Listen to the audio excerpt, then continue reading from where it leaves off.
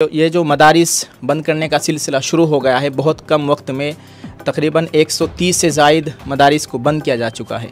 आखिर क्या वजह है, क्यों इतने कम वक्त में एक बड़ी तादाद है मदारिस की और बड़े बड़े मदरसे हैं जिनको सील किया गया है? क्या वजह है, क्यों सील कर रहे हैं? बग़ैर किसी इत्तिला के, बग़ैर किसी नोटिस के दिए हुए मदरसों को सीज किया जा रहा है।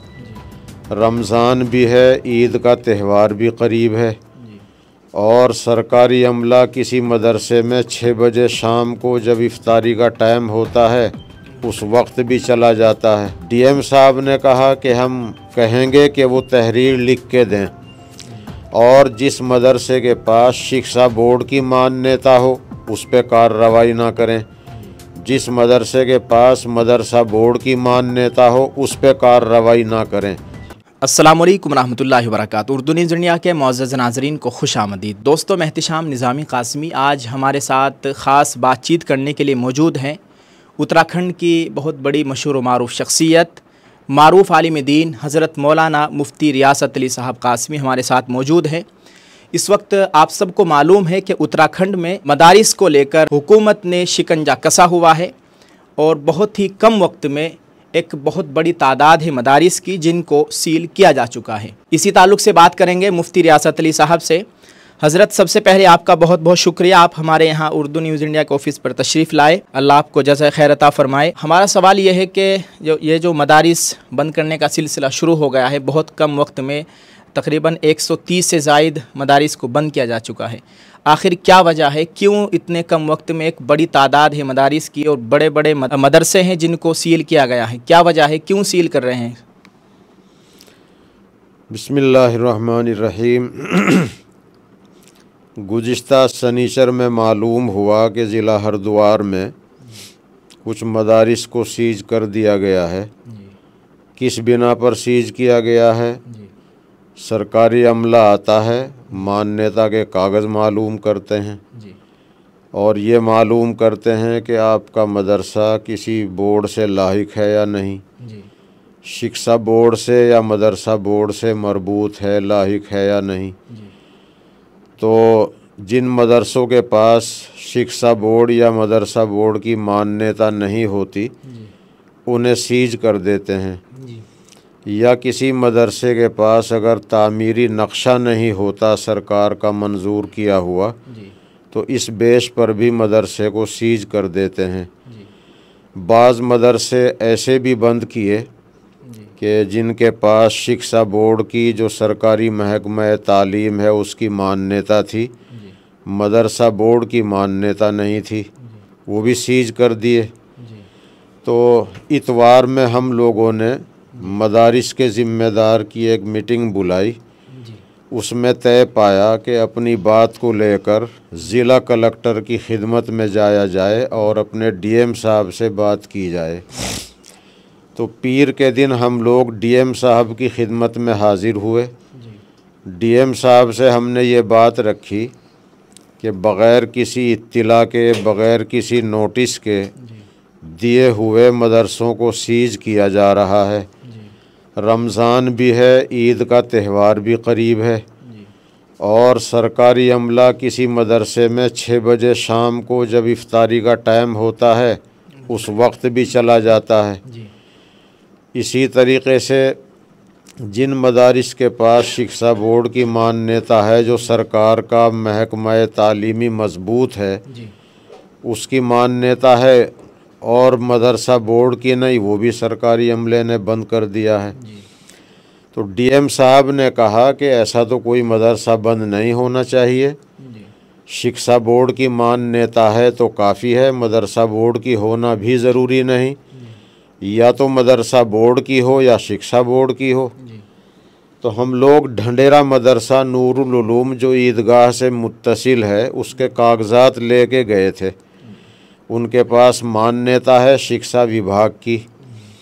तो डीएम साहब ने देखकर उस पर एक्शन लिया और डीएम साहब ने फ़ौरन एसडीएम साहब को फ़ोन किया कि आपने ये मदरसा बंद क्यों कर दिया, जब उसके पास शिक्षा विभाग की मान्यता है आपको वो बंद नहीं करना चाहिए था। उन्होंने फिर आदेश लिखा कि वो मदरसा खोल दिया जाए और इंशाअल्लाह आइंदा कल यानी जुमेरात में वो मदरसा खुलने की उम्मीद है।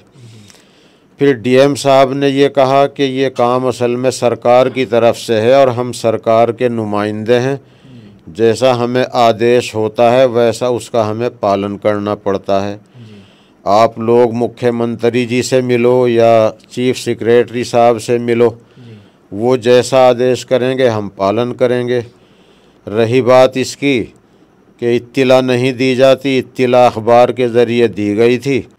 हमने कहा सिर्फ अखबार में ये ऐलान आया था कि मदरसों का सर्वे होगा और मदरसों की जांच होगी।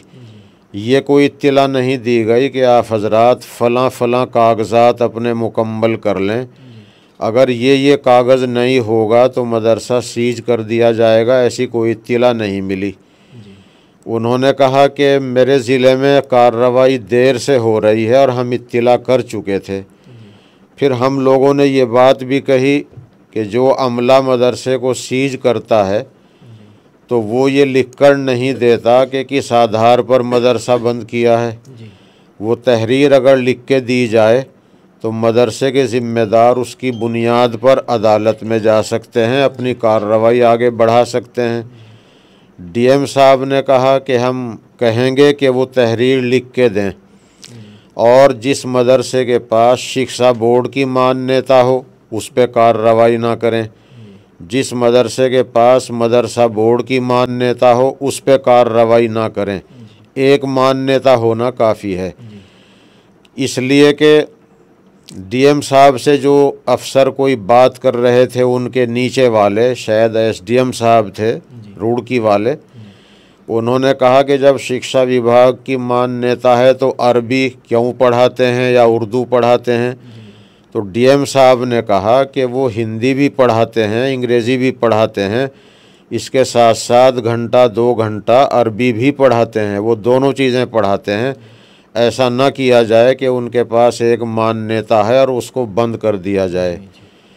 फिर डीएम साहब ने यकीन दहानी कराई, विश्वास दिलाया कि इफ्तार के टाइम 6 बजे कोई टीम नहीं जाएगी, जुमा के दिन नहीं जाएगी, ईद से पहला जुमा आ रहा है, ईद के दिन नहीं जाएगी और ईद से पहले दिन नहीं जाएगी, ताकि लोगों के त्यौहार में कोई खलल वाक़े ना हो।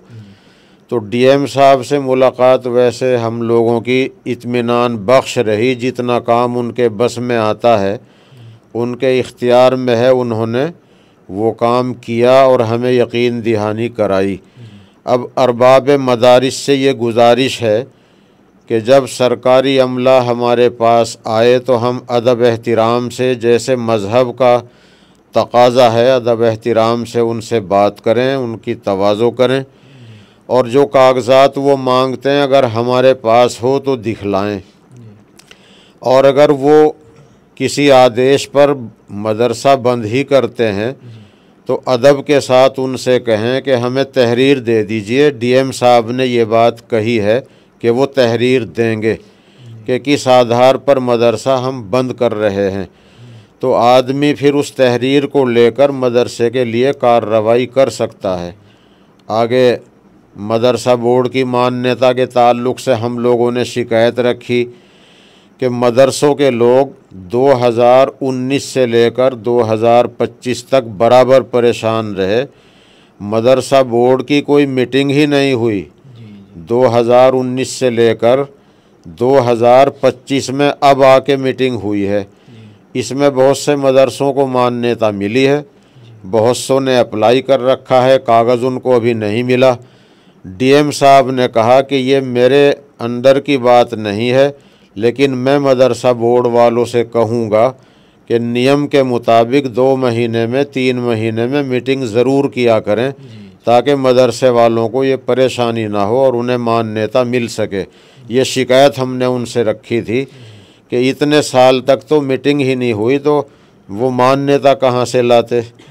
इसलिए हमारी ये दरख्वास्त थी कि ईद तक तो मोहलत दे ही दी जाए, मगर डीएम साहब ने मजबूरी का इजहार किया कि ये सरकार का हुक्म है जिसका मैं पालन कर रहा हूँ, आप लोग ऊपर चले जाएं और चीफ सेक्रेटरी साहब से मिल लें, जैसा वहाँ से आदेश होगा हम ऐसा करेंगे।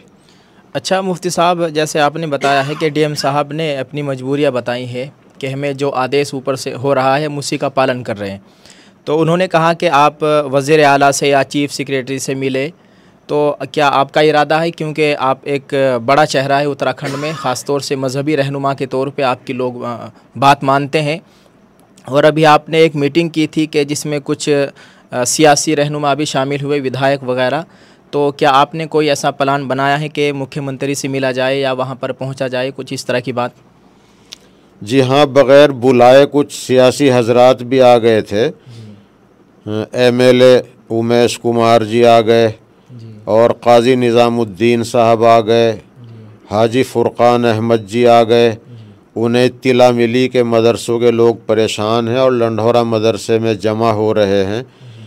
वो हजरात आ गए, उन्होंने ये कहा कि आप हजरात जो कदम बढ़ाएं अमन के साथ और शांति के साथ, चीफ सेक्रेटरी साहब से मिलने के लिए, मुख्यमंत्री जी से मिलने के लिए वक्त लेना चाहें तो हम इसके लिए तैयार हैं, और अगर अदालत जाना चाहें तो हम भी उसमें आप हजरात के साथ हर तरह से तैयार रहेंगे। तो हम लोगों ने कहा कि जमीयत उलामा अदालत जा चुकी है, उसकी सुनवाई इंशाअल्लाह होने वाली है, उसके बाद फिर कुछ देखा जाएगा। और आज मालूम हुआ है कि हरीश रावत जी और फुरकान अहमद जी, काजी निज़ामुद्दीन जी और उनके साथ कुछ और MLA कल चीफ सेक्रेटरी से मिलने जा रहे हैं। वो अपने बेस पे जा रहे हैं और अपने जज्बे से जा रहे हैं, ताकि ये जो हड़कंप मचा हुआ है मुस्लिम अक्सरियत वाली अक़लियत में, ताकि ये हड़कंप ख़त्म हो और अमन और शांति के साथ लोग ईद मना सकें।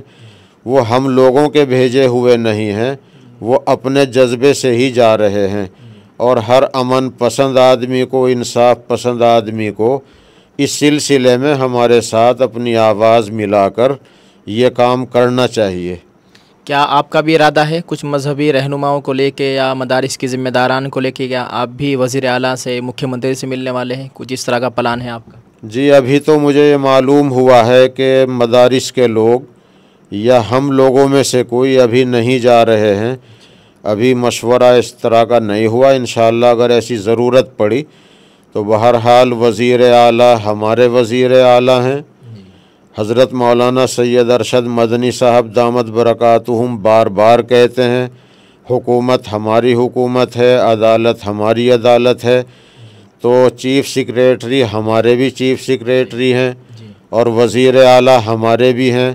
वो ये कह चुके हैं माननीय प्रधानमंत्री जी के साथ, सबका विकास, सबका विश्वास। अल्लाह करे वो अपनी इस बात में सच्चे साबित हों।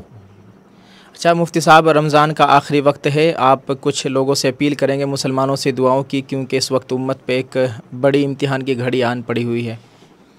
जी, रमज़ान शरीफ कबूलियत दुआ का ख़ास वक्त होता है। मेरी अपील है कि अपने मुल्क के लिए, देश परदेश के लिए और सारे आलम के लिए अमन की और सलामती की दुआएं करें। ख़ास तौर पर फ़लस्तीन के मज़लूमीन के लिए भी दुआ करें। अल्लाह ताला अपने करम से वहाँ भी अमन कायम फरमाए। ठीक है जी, बहुत बहुत शुक्रिया। नाज़रीन, आपने देखा मुफ्ती रियासत अली साहब ने हमारे साथ बातचीत की और तमाम बातें रखी हैं। आप सबसे गुजारिश है कि दुआ फरमाए, अल्लाह ताला मदारिस की, मकातिब की, मसाजिद की, खानकाहों की मुकम्मल हिफाजत फरमाए। और आपने तमाम बातें सुनी हैं, आप इस ताल्लुक़ से क्या कहना चाहेंगे दोस्तों? कमेंट में अपनी राय ज़रूर पेश कीजिएगा और ख़ुसूसी दुआओं का एहतिमाम करें। जज़ाकल्लाह। अस्सलामु अलैकुम व रहमतुल्लाहि व बरकातुहू।